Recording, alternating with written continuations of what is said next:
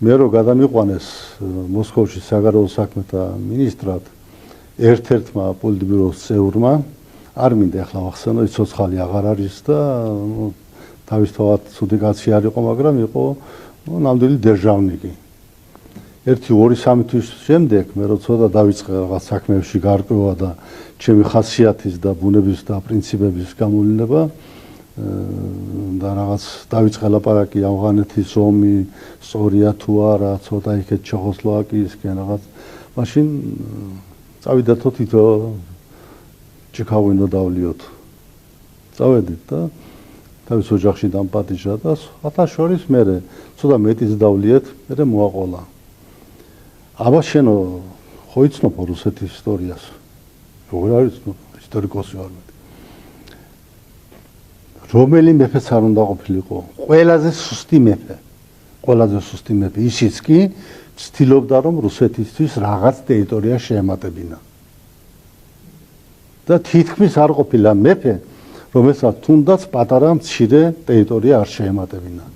ეს ფსიქოლოგია იმპერიული ფსიქოლოგია რომ რუსეთი უნდა იყოს დიდი რუსეთი უნდა სოფლიოში ბატონობდეს ყოველ შემთხვევაში ევროპაში ბატონობდეს აი ეს ფსიქოლოგია იყო ვინც რამაც მიაღებინა გადაწყვეტილება იმ შესახებ რომ ჩეხოსლოვაკიაში ჯარები შეეყვანათ თვითონ ეს ხალხი იგივე ბრეჟნევი და სხვაები ეგენი არ იყვენ ისეთი უსისხლო და არაადამიანური რაღაც თვისებებით მაგრამ რაღაც მიაჩნდათ რომ აქ რუსეთის ინტერესებია ის საშინელი ამბები დატრიალდა 10 ჯერ ვარეში 100 ჯერ ვარეში ვინემ თბილისში ნახევარი ბუდაპეშტი ამოზლიდეს და თქვენა ეს არ არის ცნობილი მანდა მაინც ბერლინის აღების შემდეგ რამდენიმე თვის შემდეგ მოეწყო აჯანყება მოაწყოს ბერლინელებმა გერმანელებმა აჯანყება ბერია გააგზავნეს და ის აჯანყება სისხლში ჩაახშო ესე იგი ერთი კაცი არ გადარჩენილა ვინც მონაწილეობდა იმ აჯანყებაში და მონაწილეობდნენ 10,000-ობით ადამიანები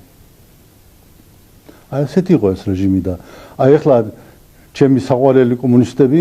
მოითხოვენ რომ ახლა ჩვენ სხვანაირი ვართ ანგელოზები ვართ ანგელოზების შტები დავდივართ ამას აღარ გავაკეთებ ტყუილია ვარეს გააკეთებენ აი ამიტომ უნდა გავფრთხილება იმას რაც ჩვენ გვაქვს დღეს რაც ჩვენ გვაგვაჩნია